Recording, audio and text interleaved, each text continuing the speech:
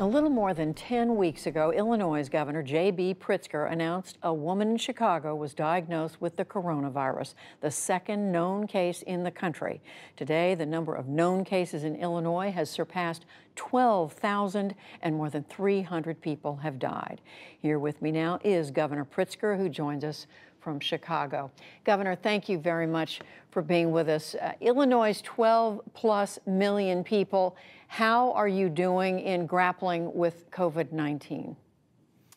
Well, thank you for asking.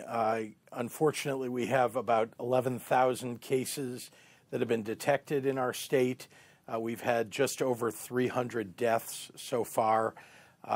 We are tracking very closely the hospitalizations and the ICU beds and vents that are being used. They're not being overutilized at the moment, and we've been working hard to expand our capacity so that we would be ready in the event that we are peaking in the next couple of weeks, which I think we all expect. And I wanted to ask you about that. Chicago's been described, of course, the big city of Chicago, as one of the hot spots in the country. What do you expect in terms of the trajectory of when this is going to get, as bad as it can get?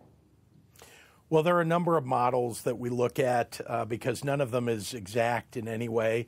But it does look like somewhere between the middle of April and the end of April, we'll see a peak.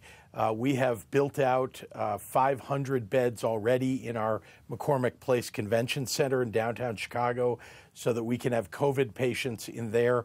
We're adding 2,500 new beds on top of those 500 at McCormick Place, and we're going to have most of that done by this Thursday. So thanks to the Army Corps of Engineers and FEMA, we've been able to get that done in, almost no time. They're really amazing.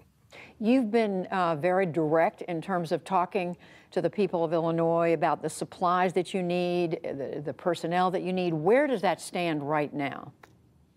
Well, unfortunately, the federal government really has delivered less than 10% of what we've asked for in terms of PPE and other equipment.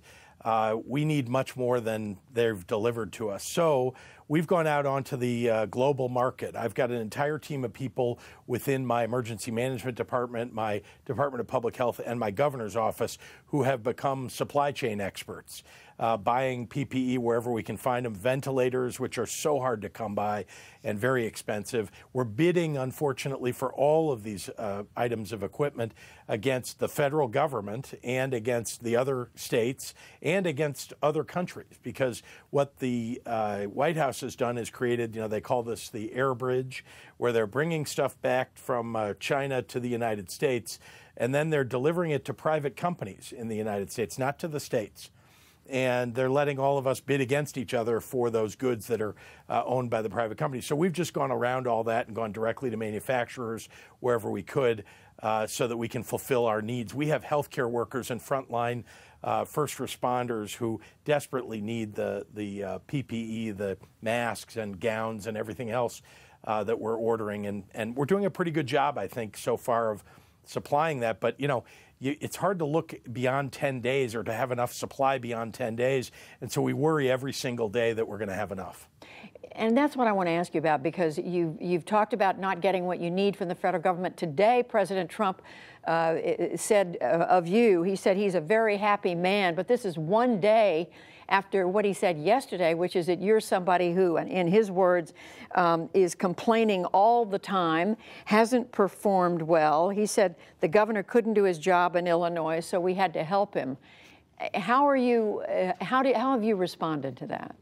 Well, we governors have done far more than the President of the United States has to fight coronavirus. And here in Illinois, look, he's calling me a happy man today. The fact is that, look, I'm happy when I get the things that are required to save the lives of the people of Illinois. And I'm upset with the federal government when they don't deliver on their promises. They promised that they were going to bring tests to the state of Illinois. They've done very little of that. When they stood up in front of a podium, they said, "Oh, we've delivered millions of tests across the United States." They have not. They've also promised PPE, and they've said they're delivering it to everybody. A fraction, I mean, a small fraction of what's been promised. I don't like people who make promises and don't deliver, so I'm delivering for the people of Illinois by making sure that we're acquiring what we need. I'm doing everything that I can. I hate the idea that I'm competing against other people in the United States, other governors even, to try to get what we need. But this is what President Trump has done to the country. Do you think your dispute with the president has in any way hindered your ability to get what you need from the federal government? No, and I want to credit the president and I want to credit the military.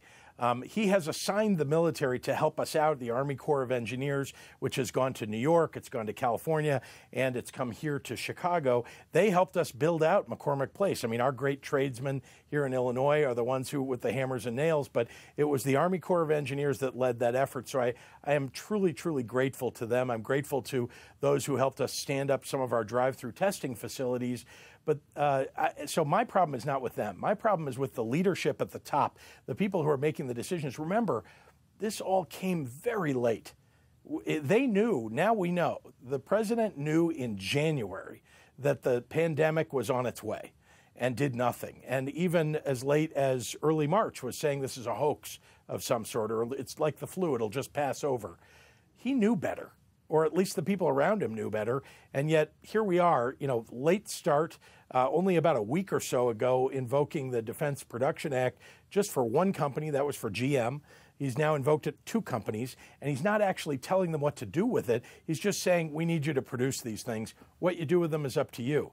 So this is a problem. I'm a businessman before I became governor. I understand the idea of a competitive market, but not in a national emergency. Just in a few seconds, Governor Pritzker, neighboring state of Iowa has not asked people to stay at home. Does that affect Illinois? Yes, but the blame falls squarely on the White House for this.